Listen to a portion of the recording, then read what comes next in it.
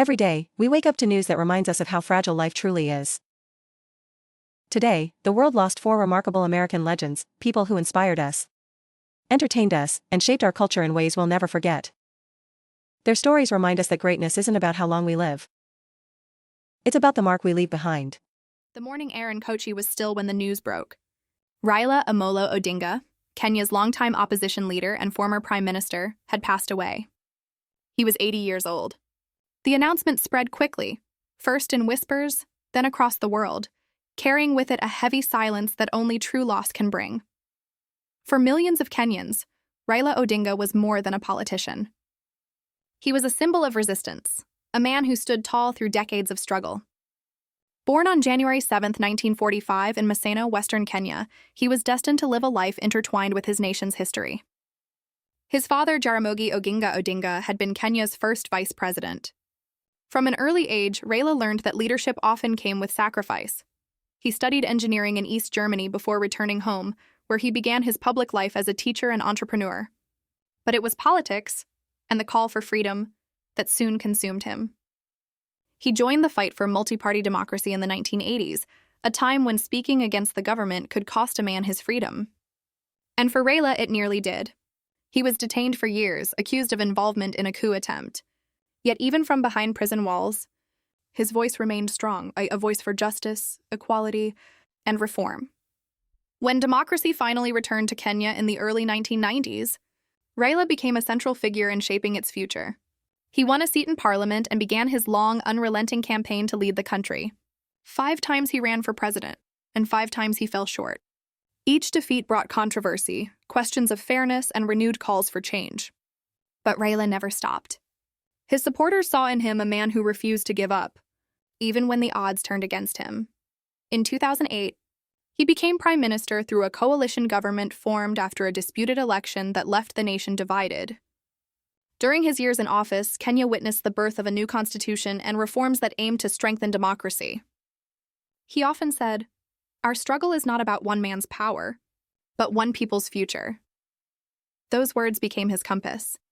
In later years, despite losing another election, Raila remained active, traveling, speaking, and mentoring the next generation. In public, he carried himself with calm dignity. In private, those close to him describe a man of deep faith and humor, who loved storytelling and music. On October 15, 2025, while in India for medical treatment, Raila Odinga collapsed during a morning walk. Doctors tried to save him, but his heart gave out. The news of his death shook Kenya to its core. President William Ruto called him a giant of our politics, a man who gave his life to this country. Former President Uhuru Kenyatta wrote, "Raila's courage helped define our democracy. His loss is Kenya's loss." Across Nairobi and Kisumu, candles were lit, songs were sung, and prayers filled the air. People gathered in the streets, not in protest this time, but in gratitude. For some, he was a leader who never reached the State House. For others, he was the voice that gave them hope when hope was fading. But for all, Raila Odinga will remain a chapter that cannot be erased from Kenya's story. He lived through imprisonment, betrayal, and defeat, yet he carried no bitterness. He believed that democracy was worth every struggle, that the voice of the people must never be silenced. Even in death, that message endures. As the sun sets over Lake Victoria, his home region mourns a son who dared to dream beyond himself. He is gone, but the ideals he fought for live on, in every Kenyan who still believes in freedom, justice, and unity. Raila Odinga, the relentless voice of Kenya, now rests in peace. His journey ends, but his echo remains in the heart of a nation he loved beyond measure. In the quiet town of Obituary, on New Zealand's rugged west coast, flags were lowered to half-mast. The morning sun broke through slow-moving clouds as the news spread. James Brendan Bolger, former Prime Minister of New Zealand, had passed away at the age of 90. For a nation built on resilience and modest strength, his death marked the end of an era. Born on May 31, 1935, to Irish immigrant parents, Jim Bolger grew up surrounded by the hard work of farm life. He often said that the lessons of the land, patience, endurance, and respect for labor, shaped everything he later became. Those who knew him as a boy recall a quiet child, curious, steady, and deeply respectful of family and faith. As a young man, Bolger worked the fields of Waikato, raising livestock and cultivating crops. But it wasn't long before he found himself drawn to something larger, the call to represent the farmers and rural voices who felt unheard. He joined the National Party in the 1960s, bringing with him not the polish of privilege, but the grounded wisdom of the soil. By 1972, he entered Parliament as the representative for King Country. He was not the loudest in the room, nor the most charismatic, but his steadiness earned respect. Colleagues described him as a man who listened first, then spoke with conviction. His leadership style was not built on grandeur, it was built on trust. Years later, as he climbed the political ranks, New Zealand faced economic struggles, shifting trade alliances and changing global tides. Bolger became known for his pragmatic vision, a balance between tradition and reform. In 1986, he rose to become leader of the National Party, taking over at a time when confidence was fragile and unity uncertain.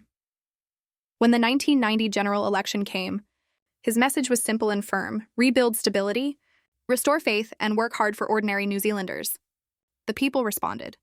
He led the National Party to victory, becoming the nation's 35th Prime Minister. His years in office from 1990 to 1997 were marked by economic reform and social change.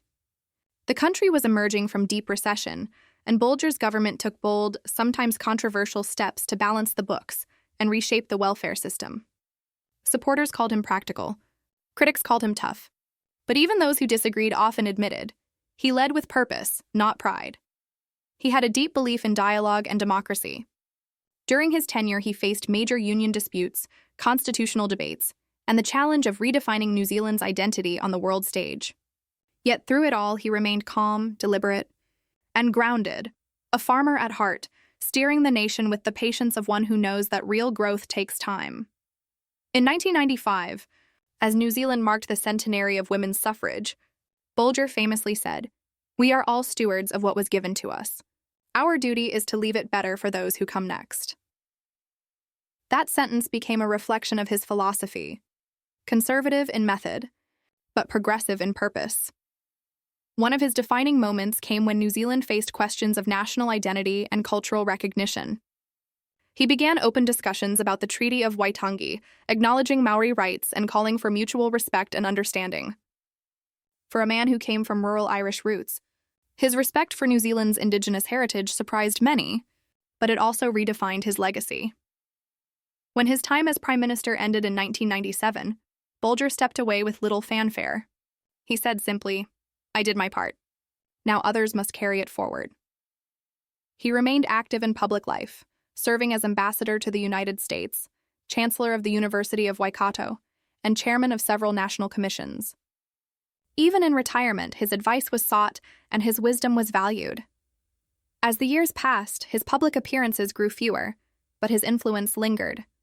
Younger politicians often credited him as a mentor, someone who understood the balance between firm leadership and quiet humility. News of his passing brought tributes from across the political spectrum. Prime Minister Christopher Luxon called him a man of great steadiness and integrity, a leader who guided our country through transformation with compassion and clarity. Former Prime Minister Jacinda Ardern wrote, "Jim Bolger believed in the power of conversation, in meeting people where they were.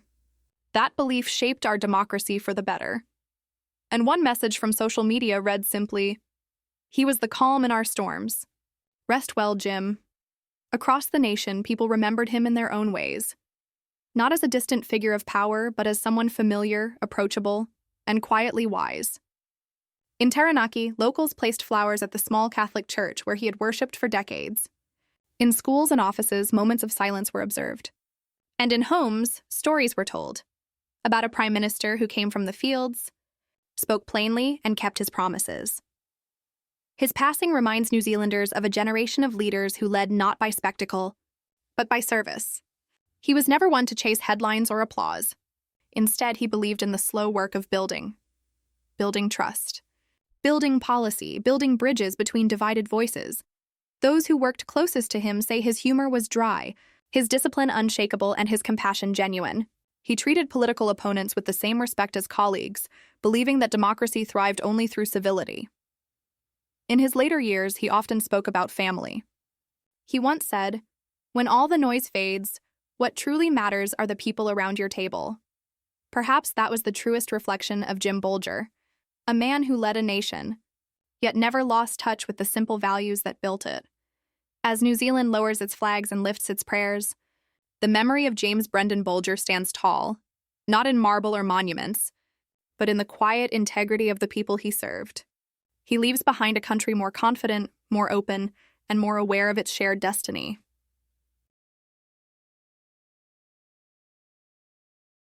And somewhere beyond the rolling fields of Taranaki, where the wind still carries the scent of the sea and soil, the farmer who once became prime minister now rests, at peace, among the land that first taught him how to lead.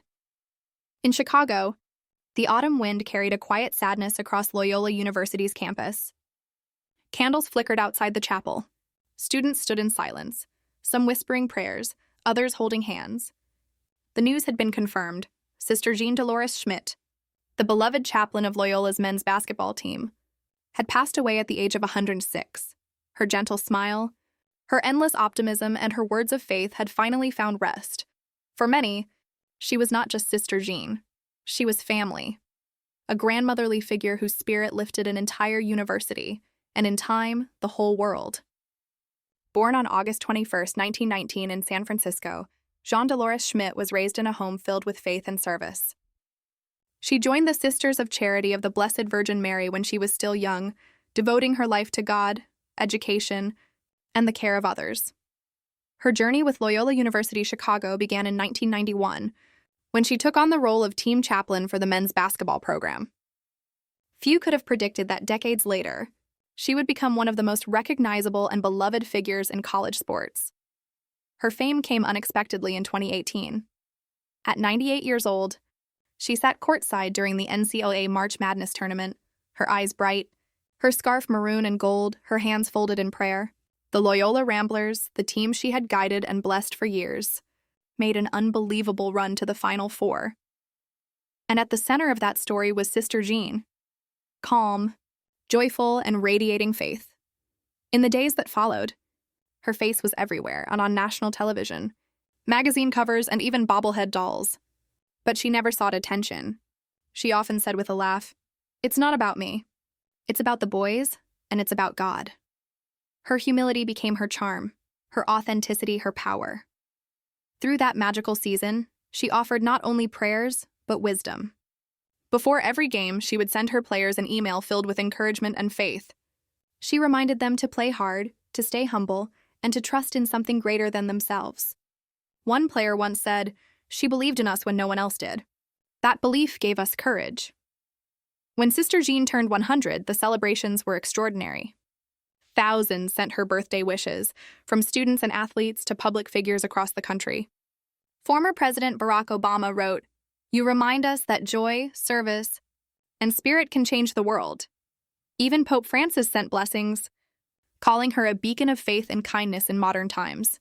In interviews, she always downplayed her celebrity. She would smile and say, "I'm just doing what God asked me to do, to love people." That was the heart of her message. Love, kindness, and purpose, no matter your age or place in life. Even in her final years, she remained active, attending games, leading prayers, and greeting students on campus. Her energy amazed everyone. At 104, she still answered her own emails, wrote reflections, and spoke at events. When asked about the secret to her long life, she replied softly, "Keep moving, keep loving, and keep praying."